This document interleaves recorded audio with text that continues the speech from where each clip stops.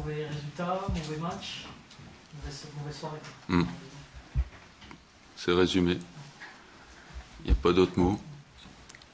On a fait une deuxième mi-temps un peu plus honorable où on doit égaliser peut-être sur la frappe sur la barre, mais autrement, première mi-temps catastrophique. Techniquement, on a été très faible, très très faible. On a perdu contre une équipe qui était meilleure que nous. Comment vous expliquez ces manques? Je n'explique pas. Je n'ai pas d'explication. Le fait que certains joueurs reprenaient la compétition, est-ce que ça peut être une explication au moins physique? Il n'y en avait qu'un. À part Certic qui reprenait, le reste, ils avaient le rythme. Donc c'est pas une excuse.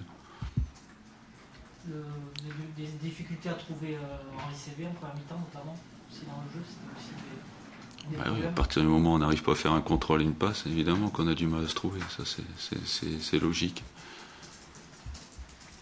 C'est un gros rappel à l'ordre. Comment vous le trouvez ce match? On perd contre meilleur que soi. Voilà, ça va arriver encore certainement sur les matchs retour. Mais bon, je pense qu'en première mi-temps, on n'a pas fait les choses comme il fallait. Et en deuxième, on a eu un peu d'orgueil, on a réagi, mais c'était trop tard. Est-ce que vous pensiez à la mi-temps que vous pouviez inverser les choses ou c'était pour vous?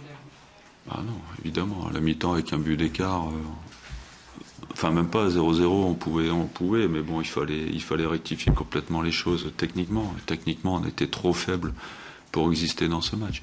À partir du moment où on n'arrive pas à faire un contrôle, une passe, c'est la base du football. Donc c'est le b.a.-ba. Si on n'arrive pas à faire ça, bon, j'avais déjà des doutes sur le match de Raon-l'Étape où on a mis ça sur le terrain. Mais bon, je pense que il y avait déjà les prémices de ce que j'ai vu aujourd'hui. C'est un manque de concentration parce que les joueurs savent faire un contrôle, une passe. De temps en temps, oui. Apparemment, pas toujours. Sur Guillaume Moirot, qui a joué 25 minutes, qui est impliqué sur les plus grosses occasions, il a déjà eu un petit peu d'impact. Oui, bien sûr. Après, il est rentré au moment où on faisait le forcing pour égaliser. Donc, on a mis des centres. À partir du moment où il peut jouer les ballons de la tête, on a essayé un jeu un peu plus direct. Il y a eu beaucoup de centres d'Henri Cévé, et puis il y a eu un bon gardien en face, il faut le reconnaître. Amada, il a fait une grosse partie sur la deuxième mi-temps et il a sauvé le point du match nul, mais leur victoire est logique. La victoire de Toulouse est complètement logique. Vous parleriez d'un non-match? Comment? Vous parleriez d'un non-match? Une non-première mi-temps, oui. On ne peut pas dire que la deuxième mi-temps était mauvaise, mais la première mi-temps était trop mauvaise pour exister en Ligue 1. En Ligue 1, il faut autre chose pour gagner les matchs. Le mois de janvier serait très important. Ouais, ça commence mal. C'est inquiétant, justement. C'est inquiétant, on verra les prochains matchs, mais après on va récupérer des joueurs avec un peu plus de rythme. Bon, à voir, mais c'est vrai que c'est pas encourageant et c'est un petit peu inquiétant quand même. C'est la troisième expulsion de Maxime. Ouais, ça fait beaucoup. Ouais. Ça fait beaucoup, ouais. Il a trouvé sévère celle de ce soir déjà? Je sais pas s'il n'a pas eu un regret d'avoir expulsé Toulousain. Et je sais pas, dans ces cas-là, les règles, je les connais pas trop bien parce qu'ils font un petit peu comme ils veulent. Bon, est-ce qu'il était méchant dans le fait? Je sais pas la règle exactement d'expulsion. Donc, mais bon, il a voulu équilibrer les débats. C'est bon? Voilà. Merci. Je crois totalement logique, totalement mérité. Voilà, on pouvait regretter notre première mi-temps où en ayant l'emprise sur le match, en faisant un très bon début, on se retrouve en infériorité numérique. Malgré ça, on a su se réorganiser et leur poser quand même des problèmes jusqu'à obtenir un penalty et se retrouver à égalité numérique. Et je pense que déjà sur la première mi-temps, on aurait mérité de rentrer au vestiaire avec un avantage. Une deuxième mi-temps où on continue à mettre en place le jeu qu'on voulait pratiquer en leur posant beaucoup de problèmes, aussi bien quand on avait le ballon que quand on l'avait pas, parce qu'on On a gagné énormément de duels, on a gagné énormément de situations qui nous ont permis d'avoir de très bonnes situations pour attaquer. Et on ouvre le score totalement, de manière totalement méritée. Et je pense que si on arrive à mieux négocier une ou deux situations intéressantes, je pense qu'on avait la possibilité de breaker. Alors on reste un petit peu à la merci d'un long ballon, d'un centre venant des côtés, mais je trouve que l'équipe a très bien défendu sur ces situations-là. Il y a eu énormément de duels gagnés de la tête. Et puis Ali Hamada a fait aussi sa partie du travail et a aidé l'équipe à garder le résultat. Est-ce que vous avez redouté la sale soirée après l'expulsion de Palix et le pénalty raté? Non, parce que c'est ce que j'ai dit aux joueurs à la mi-temps. C'était une première mi-temps qui devait nous permettre justement de gagner de gagner la deuxième. Voilà, il fallait absolument pas qu'on pense que notre chance était passée. Au contraire, il fallait se dire que on avait engrangé beaucoup de confiance, beaucoup de choses positives par rapport à ce match. On était, je pense, assez serein dans notre jeu parce que je pense qu'on a bien réussi à contrôler le match. On a eu des séquences de passes qui étaient très intéressantes, qui faisaient énormément courir les Bordelais et je pense que l'équipe était dans de très bonnes dispositions aussi mentales. Donc ce soir, je voudrais savoir la possession qu'on a eue et puis les courses qu'on a fait parce qu'il y a eu une grande débauche d'énergie, beaucoup de solidarité et je pense que c'était les ingrédients et les valeurs pour faire un bon match et puis prendre les 3 points ici. Avant que M. Duval sorte le rouge pour Swahili, on a discuté avec quelle était la teneur de cette Non, je voulais savoir la couleur du carton. Après, on est pris dans le feu de l'action. Je pense que son arbitre, son 4e arbitre, était bien placé. Il a vu. J'ai pas revu les images. Les images, au départ, je pensais que c'était un peu dur, mais bon, j'ai vu la chaussette de Maurice Bellé. Et je pense qu'il a été sincère quand il m'a dit qu'il avait été touché. Donc, on reverra les images, mais je pense que l'arbitre a pris la bonne décision, comme il a pris ensuite la bonne décision concernant les Girondins. Voilà. Donc, il n'y a rien à redire. Je pense que M. Duhamel a fait un très bon arbitrage ce soir.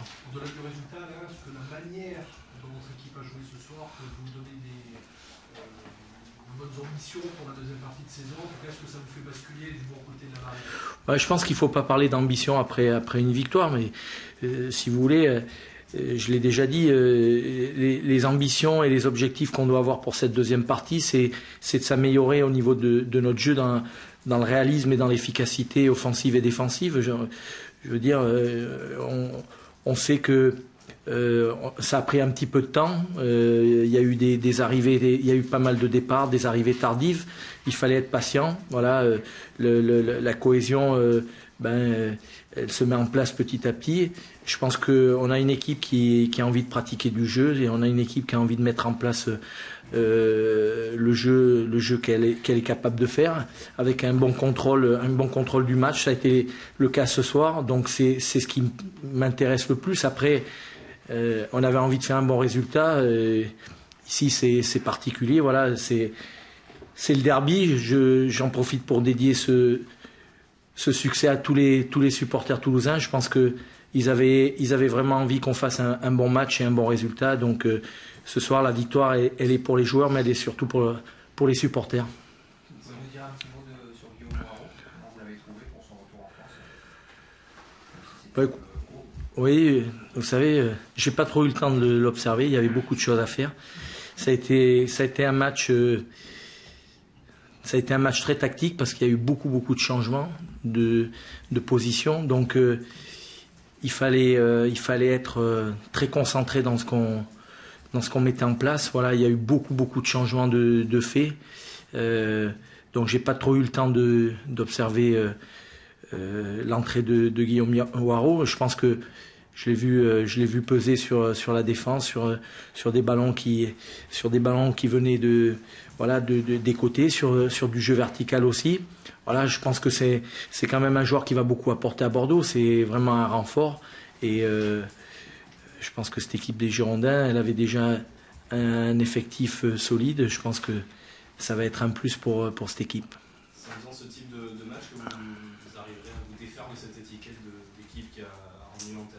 pouvoir jouer. Et vous savez, je vois dans la salle, il y a des gens de Toulouse, des journalistes de Toulouse. Il faut leur demander à eux, mais vous savez, je pense qu'il y a longtemps qu'on essaye de pratiquer du jeu. J'ai pas envie de voir mes joueurs être timorés, ne pas prendre de risques et subir. Voilà, j'ai envie de prendre du plaisir aussi en les voyant évoluer. Je suis un entraîneur qui aime le jeu. Alors on a une étiquette, si vous voulez, qui nous colle un petit peu à la peau, mais quand on voit nos statistiques, quand on voit les temps de possession qu'on peut avoir, notamment dans le camp adverse, le nombre de passes qu'on peut échanger dans un match, le nombre de situations qu'on est capable de se créer, je pense qu'on est une équipe qui essaye de jouer, voilà, et de donner du plaisir aux gens qui viennent nous voir. Un dernier mot, Alain, lundi à Ballon d'Or, est-ce que Franck Ribéry a encore une chance ou c'est mort? Tant que c'est pas fait, je pense qu'il a encore une chance, mais je l'ai déjà dit, je pense. Moi, je pense que des trois, celui qui a sûrement fait la meilleure saison, à mon avis, ça reste que mon opinion, je pense que c'est Cristiano Ronaldo sur la saison, voilà, au niveau de la régularité, au niveau décisionnel aussi, parce qu'il a été très très important pour son club, mais il a été aussi très très important pour sa sélection. Et je pense qu'on le voit encore dans la semaine, il a encore inscrit pas mal de buts. Voilà, il a su, contrairement à Messi, à pouvoir faire toute la saison. Il n'a jamais été blessé. Et contrairement à Ribéry, à être, je pense, encore plus régulier, même si je pense que Ribéry, cette année, pour moi, est très proche de l'avoir maintenant. J'espère, en tant que Français, que ça sera lui qui l'aura. Voilà, moi, je vous ai parlé en tant que technicien. C'est bon ? Merci. Merci beaucoup.